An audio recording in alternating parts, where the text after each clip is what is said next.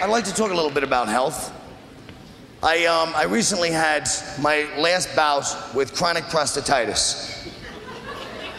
I don't find it very amusing, folks. I had to go to my doctor. And first of all, they have to give you a prostate massage every 10 days. Which is where they actually, it's the latest medical breakthrough, where the guy takes his finger and shoves it, you know what I mean? Up you. Very latest medical. But the point is that when that's your only reality, you get very used to that, you know what I mean? So if I'm not there every 10 days, if I'm on the road or something, I feel that sense of emptiness and longing, you know what I mean? Then you have Valentine's Day comes along, you know what I mean? No card from Dr. Kashababi, whatever his name is. I forget his name, I shouldn't say that, it's cruel, you know. No, but the sad thing is, but the beautiful part is, he told me I have to ejaculate, if you'll excuse the French, twice a day. So that means, he said by hook or by crook, he said whatever you gotta do. That means if you people see me buying a copy of Penthouse magazine, don't fucking judge me, all right? That's under medical orders that I'm doing that. Medically supervised, folks. Well, maybe I will light this cigarette. So do you have a match for me? Thank you. How about you, my little coquettes? You girls are like young, Miami, 18-year-old, just waiting like you're 2 weeks away from being corrupted by some fucking German photographer, you know what I mean? On the beach. It's so, you have your little cigarettes, one pack for 4 of you, and just 2 weeks away from some, like, you know, guy in a little G-string, male bikini, with a fat, hairy belly going, you are so beautiful, you're fucking purity. These other chicks are washed up. I must photograph you. You're fucking intoxicating. All right. Now, what's your name? Melissa. Little Melissa. Are you from around here? Yes.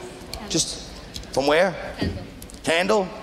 A little candle, a little wick in the wind. That's all she is. My little wick, little Melissa. See, I just broke up with my girlfriend, and I'm not saying that to hit on you, because you're obviously, what are you at, 16? 17? No. Older than that? Yeah. You just saying that because you have a drink and you're on TV? And I don't judge you. I don't judge you, my little pobrecito. All right, little queridita. Sorry, I just wanted to nestle in her hair. See, that's the beauty of being a comedian. That was part of the show, that I nestle in this obviously underage girl's hair. But it was not just because I'm a degenerate bastard. It's because I think I was making an important statement just now about love, about May, December, and all this other type of important stuff. Oh my God, I love that little, you know what I mean? That little Fraulein, what do you call it? You know, Heidi and the fucking mounts. I like up there with you with a bottle of Wiener fucking Schnitzel or whatever it's called, I don't know. Folks, as I move around the crowd, sir, don't fucking start with me. I know, look at this. Can I please get a camera shot of this aging, linen-skinned, former biker, motherfucker, ex-convict? Oh, Jesus. Look at you. A nice little, is that what he is? You're like this nice little New York girl that moved down here, figuring you'd meet some, you know what I mean, some classy Carlos from, you know, Flying Nun type fucking yachtsman, all right? And you run into this guy at a fucking Molly Hatchet concert, all right? You forgot Molly Hatchet, folks, but I didn't. No, I'm just kidding, sir. Body of Christ. That was just a little working the crowd type thing I was working on. How are you? I always have to keep in touch with him, because that's, you know, that's the key to good Aikido. Now, anyway. Melisita! How can I phrase this, folks? Oh, I was talking about the relationships. Now, you know, you take a girl, first of all, a girl broke up with me. And at first I was like, well, you know, this is what happens. People break up. But when you look in terms of 1992, that's the most profound statement anyone can make, all right? That's like saying, hey, I would rather go out there and risk possible death having sexual contact with somebody else than to ever fuck you again. You know what I mean, folks? That's what they're saying. So if somebody breaks up with you, don't take it so fucking lightly. It's definitely a little more serious than at first we thunk. I've always had, you know, I've had a lot of dysfunctional relationships. I broke up with this girl recently and called me immature, you know. 15 years old, calling me immature. You know what I mean, folks? No respect for the elders. That's the #1 problem out there. You know, and don't cheat, by the way. Now, you're young, you're in.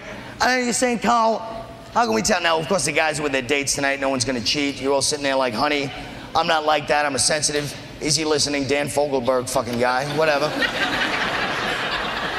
Well, fellas, give yourself the little test. If you get past this, then God bless you. You're a better man than most of us.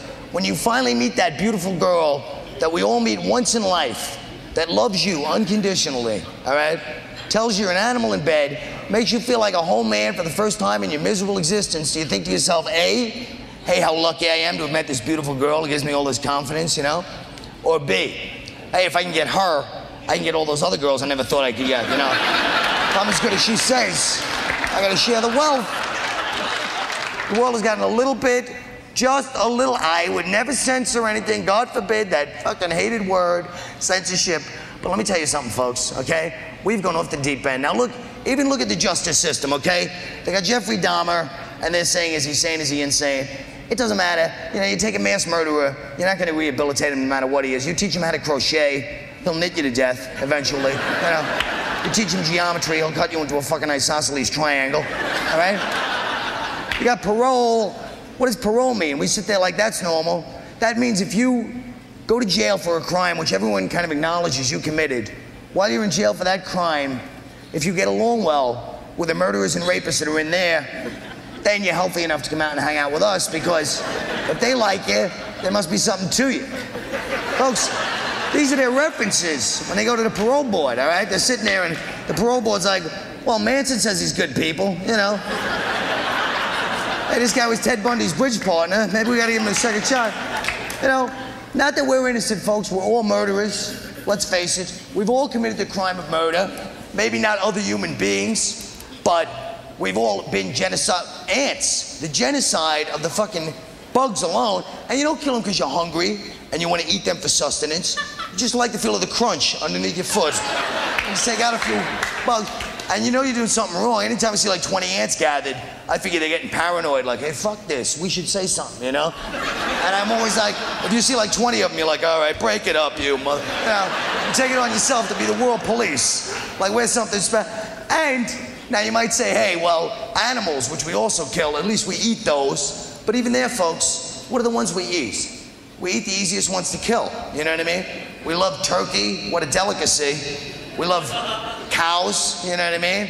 So delicious. We love chickens, pigs. I'm sure bear meat is delicious, but nobody's gonna fuck with a bear, you know what I mean? He's just sitting there like, come on, yeah, come on.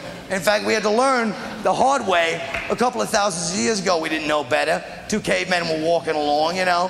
One of them's like, you know what I'd like today, Steve? A tiger burger might be nice, you know. The tiger was walking by, he overheard him. He's like, well, I'll give you a tiger burger. Come here, come here. Come here, you drawing on the walls like a 6-year-old child. Wouldn't know a fire if I lit one under your ass. Wife-beating bastard. I got a tiger burger for you. I think I'll have a turkey club, Steve, now that I think about it. You know?